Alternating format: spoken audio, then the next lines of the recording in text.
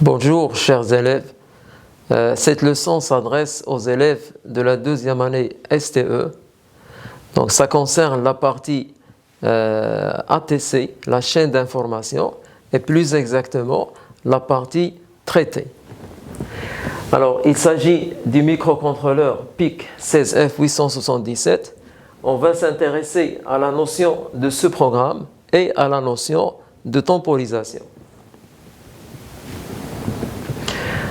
Alors, commençons par ce programme et commençons par le définir. Un sous-programme est une séquence d'instructions chargée d'effectuer un traitement particulier.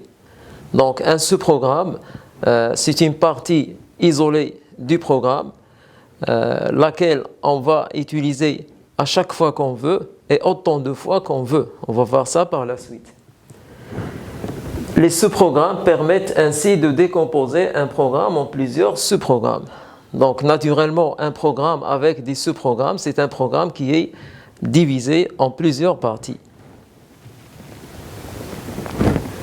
Alors, maintenant, la structure d'un programme contenant un sous-programme. Alors, ici, nous avons le sous-programme proprement dit, le corps du sous-programme. Donc, on lui affecte une étiquette, un label ou bien un nom. Et on le termine par cette instruction spécifique de sortie return. Alors, dans le programme principal, le programme appelant, c'est lui qui va utiliser le sous-programme, on se contente d'utiliser l'instruction call, suivie du nom du sous-programme. Alors ici, je viens d'appeler le sous-programme X, donc ici, on va écrire call X. Donc, c'est aussi simple que ça. Donc, le microcontrôleur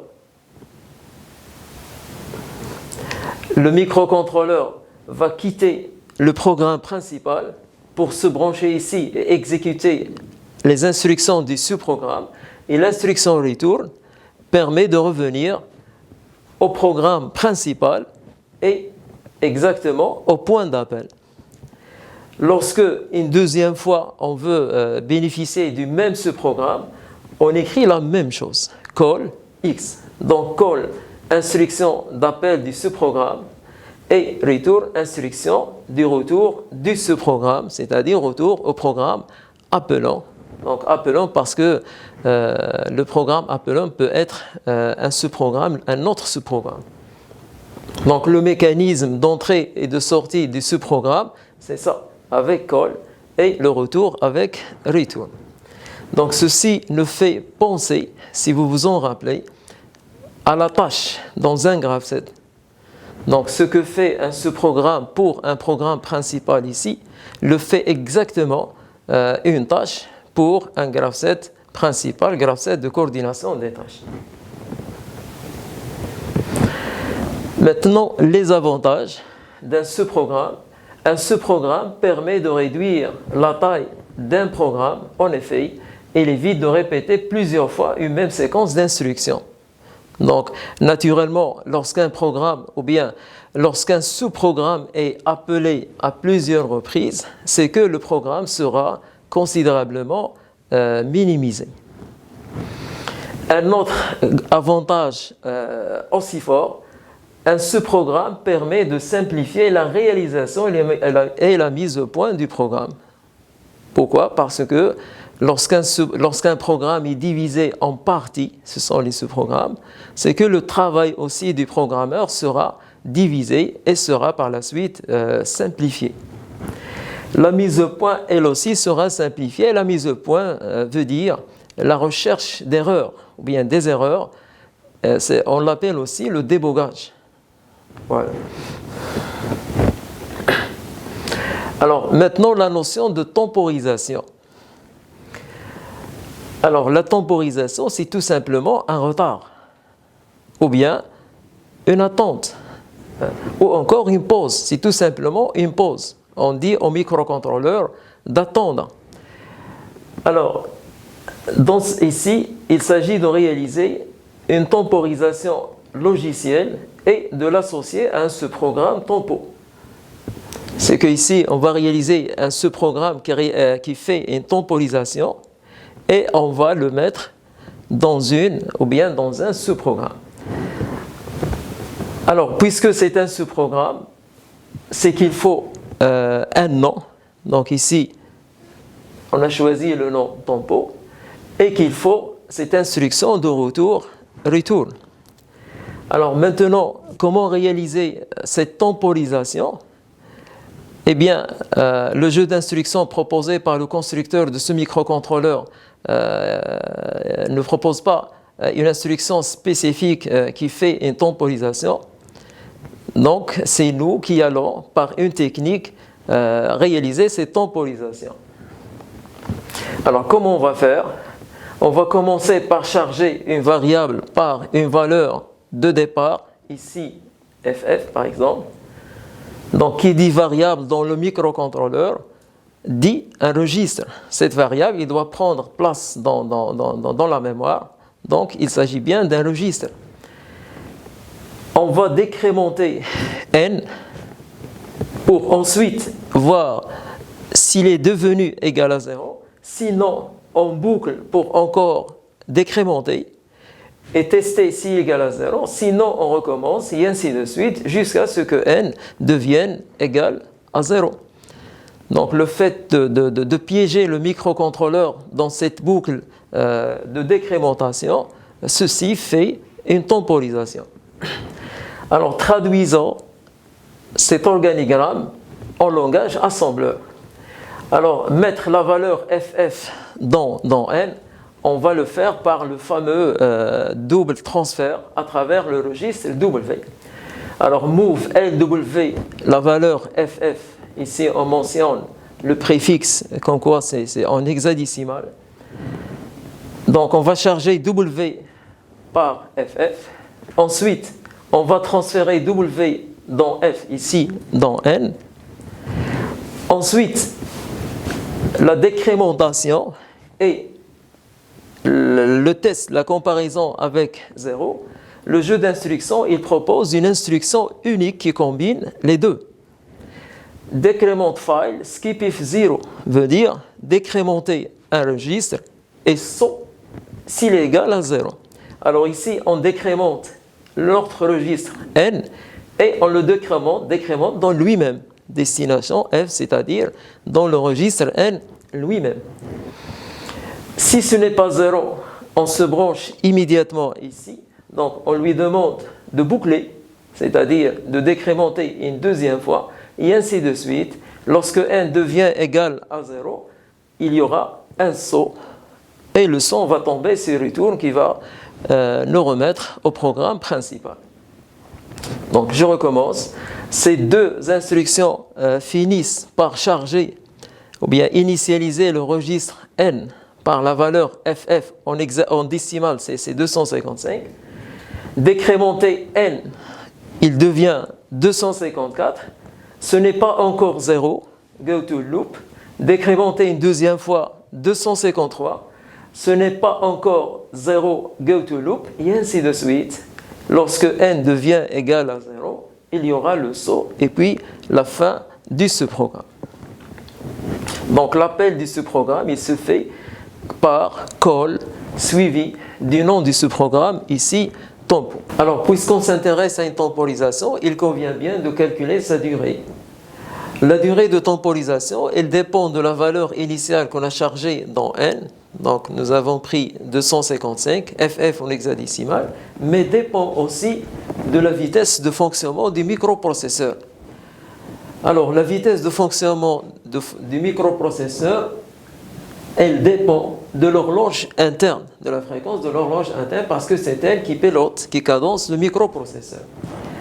Alors la fréquence de l'horloge interne est le quart, selon le datasheet de ce microcontrôleur, est le quart de celle de l'oscillateur, soit f égale f de l'oscillateur divisé par 4.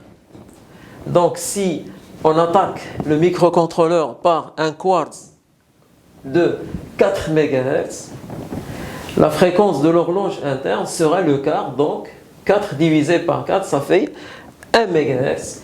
Et la période de ce signal d'horloge, on l'appelle TC, T-cycle, sera égale à 1 microseconde. Donc on appelle ça un cycle d'instruction. Cela veut dire, dans ces conditions, le microprocesseur recevra les impulsions d'horloge toutes les microsecondes. Alors maintenant, on va calculer le nombre de cycles requis par ce sous-programme. Alors là, le datasheet, il précise pour chaque instruction le nombre de cycles requis pour chaque instruction pour qu'elle tourne. Alors move LW nécessite un cycle, move WF un cycle, décrémente FSZ la même chose, un cycle, GoTo il en nécessite 2 et retourne aussi 2. Donc le sous-programme, on va calculer le nombre de cycles qu'il requiert. Donc un cycle il correspond à move LW, un autre pour move WF, un autre pour décrémente FSZ, 2 cycles de GoTo, mais décrémente et GoTo, ils tournent 255 fois parce qu'on a chargé n par la valeur 255.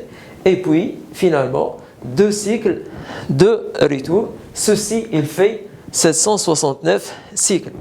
Donc, c'est bien un calcul approximatif parce qu'on a négligé certains détails.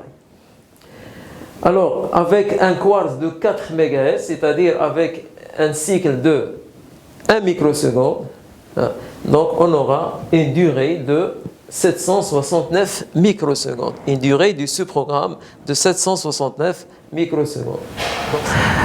Alors, maintenant, on enchaîne avec une application. Donc, une application qui va combiner aussi bien ce programme et temporisation. Alors, il s'agit de faire clignoter un ensemble de 8 LED montés sur le port D, le port B. Comme vous le voyez sur la figure, les 8 LED sont montés sur le port B. RB0, RB1, RB2, et ainsi de suite jusqu'à RB7. Alors, pour obtenir cet effet lumineux qui est le clignotement, alors le clignotement est obtenu par une succession d'allumage et d'extinction. C'est-à-dire, il faut allumer, éteindre, puis allumer, éteindre, et ceci de manière permanente. L'allumage et l'extinction doivent être maintenus pendant une durée par une temporisation. Donc, lorsqu'on allume, il faut temporiser, et lorsqu'on éteint, il faut temporiser. Parce que sinon, en absence de temporisation, les instructions vont passer si vite que notre œil ne peut pas percevoir ce phénomène si rapide. Donc les instructions du microcontrôleur, nous l'avons vu, elles tournent à peu près au rythme d'une microseconde. Donc est-ce que notre œil, l'œil humain, est capable de suivre ce phénomène aussi rapide? La réponse est non. Parce que nous avons ce qu'on appelle la persistance rétinienne, c'est que l'image lumineuse qui arrive à l'œil, elle persiste, c'est-à-dire elle fait un retard à la rétine, derrière le globe, la rétine de l'œil, avant d'être envoyée au cerveau sous forme d'un flux nerveux. Donc, et ce retard-là, il est de 40 millisecondes, c'est-à-dire l'image suivante doit arriver après 40 millisecondes, sous peine, c'est-à-dire sinon, notre œil va commencer à faire des confusions et se tromper. Donc, voici pourquoi le clignotement doit être fait avec temporisation. Alors, voici maintenant l'organigramme qui traduit notre cahier des charges. Alors, on commence par la configuration bien sûr des ports. Alors ici, nous avons un clignotement. Donc, on allume toutes les LED à la fois. C'est qu'il faut injecter dans le port B les 1, c'est-à-dire en hexadécimal la valeur FF. Et comme on vient de le dire, on va temporiser. Bon, c'est ici on va appeler notre sous-programme qu'on a établi tout à l'heure, le sous-programme tempo. Puis, dans le port B, on va sortir les zéros, partout des zéros. Donc, comme ça, toutes les LED vont s'éteindre. Ensuite, on va temporiser pour ensuite boucler, et ceci pour voir des clignotements de façon continue. Alors, voici maintenant la traduction de cet organigramme en langage assembleur. Alors, la configuration des ports se fait, vous le savez, à l'aide des registres TRIS. Les registres TRIS, ils sont sur la page, vous allez le voir. Donc, ils sont sur la page 0, bank 0, pardon. Ils sont sur la page 1. Donc, tous les TRIS sont A. Donc, ces registres-là, TRIS A, TRIS B jusqu'à TRIS E, sont chargés de configurer les ports, port A, port B jusqu'à port E. Donc, puisque les TRIS sont sur la page 1, il faut d'abord migrer à la page 1, configurer à l'aide des registres TRIS, ensuite revenir à la page 0 et travailler avec les ports. Donc, c'est ce qu'on va faire.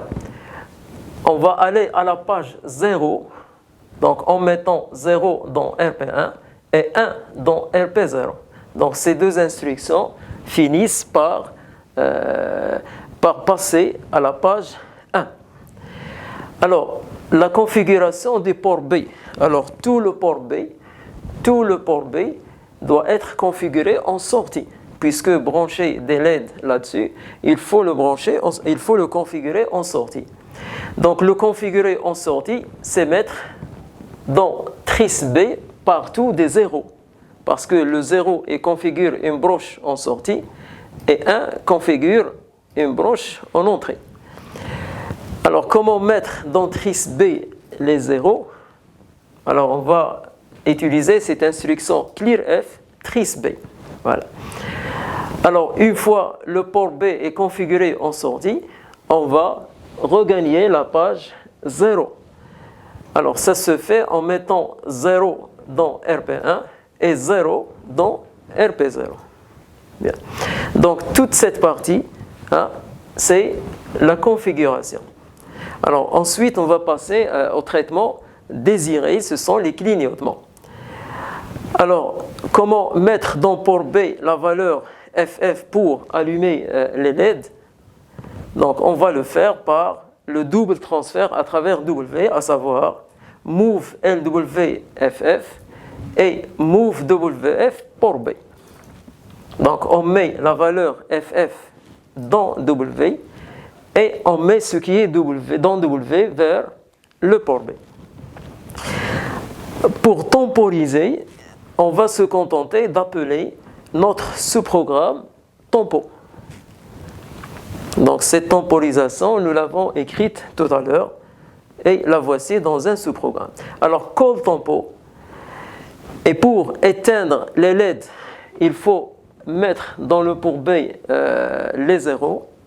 Donc ça se fait par clearF port B. Ensuite, de nouveau, une temporisation. La voici, call tempo. Et pour reprendre ce cycle, on va le faire par l'instruction de branchement inconditionnel goTo. Donc goTo lab. Donc j'ai appelé cette étiquette lab et c'est un choix, vous le savez, c'est un choix arbitraire, c'est un choix libre. Donc et ainsi de suite. Donc le microcontrôleur va se piéger dans cette boucle et nous, matériellement, on va voir les LED qui clignotent ensemble. Alors reste cette variable n. Cette variable n, en fait, c'est un registre. Mais il n'y a pas un registre qui s'appelle n. Donc, il y a des registres système qui ont déjà des noms. Il y a le registre status, par exemple. Il y a le registre TRIS A. Il y a le registre port A. et ainsi de suite, mais il n'y a pas de registre qui s'appelle comme ça n. Donc c'est un n, c'est moi qui ai choisi cette dénomination. Donc au lieu de n, il faut plutôt préciser une valeur, une adresse d'un registre. Donc nous avons ici, ou bien nous voulons un endroit où mettre la valeur n. Donc on doit choisir un parmi les registres utilisateurs. Cette partie, on l'appelle les registres système, alors que cette partie, ou bien les autres, on les appelle les registres utilisateurs. Donc ici, on va choisir un parmi les registres utilisateurs. Donc j'ai choisi par exemple le registre d'adresse 20. Donc à la place de n, on devrait écrire normalement 20 ici et 20 ici, ou bien d'une manière élégante, on le fait sous forme de déclaration. N equal 20 veut dire n est équivalent à 20.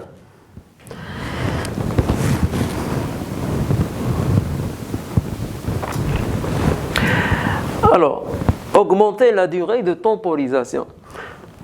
Dans le programme précédent, la durée de temporisation est largement insuffisante. Donc cette temporisation est loin d'être suffisante parce qu'elle nous donne seulement 769 microsecondes avec un quartz de 4 MHz. Donc cette quantité ou bien cette durée, elle est loin d'être suffisante parce qu'elle est loin de la valeur 40 millisecondes. Donc ici, on est obligé d'augmenter la durée de temporisation pour que le phénomène de clignotement soit perceptible par notre œil. Alors, l'augmenter, c'est-à-dire augmenter la durée de temporisation, peut être obtenu par imbrication des boucles de retard.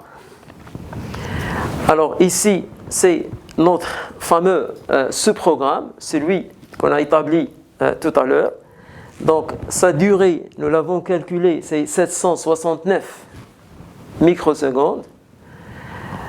Alors pour l'augmenter, nous allons écrire un autre sous-programme. Donc je l'ai appelé ici tempo 1. Donc qui fonctionne de la même manière, seulement à l'intérieur, on va appeler le premier sous-programme. Donc comment ça se fait ? Donc on commence par charger la valeur FF, c'est-à-dire 255, dans un autre registre N1. On appelle le sous-programme tempo, donc le microprocesseur va quitter ce programme pour aller se brancher à l'autre, au premier. Alors il va rester ici 769 microsecondes, décrémenté N1, donc il deviendra 254. Ce n'est pas encore 0, on recommence, call tempo, donc une deuxième sortie, 769 cycles, on revient ici, décrémente 253, ce n'est pas encore 0, et ainsi de suite. Donc qu'est-ce qu'on a fait ici? Nous avons bouclé le call tempo, nous l'avons bouclé 255 fois. Donc pour calculer la temporisation, un calcul approximatif, c'est 255 fois 769 microsecondes. Donc toutes les instructions en noir, elles durent, nous l'avons vu, un cycle ou bien deux cycles, mais call tempo, une fois exécutée, elle dure 769 cycles, c'est-à-dire toutes les autres sont désormais négligeables devant call tempo. Donc le calcul, c'est 255 fois 769 microsecondes qui fait 0,2 microsecondes. Alors pour augmenter encore, si cette durée est jugée insuffisante, on peut l'augmenter en calculant ou bien en créant un autre sous-programme qui va à son tour utiliser celui-là. La durée calculée, on trouve 50 secondes et nous voilà tout proche de la minute et ainsi de suite. Donc pour augmenter encore la durée, on peut penser à un autre sous-programme. Pour la diminuer, il suffit de régler à ce niveau. Pour affiner le réglage, on règle ici, on change cette valeur. Et pour affiner davantage le réglage, on change ici à ce niveau. Voilà, c'est tout pour cette leçon. Je vous remercie.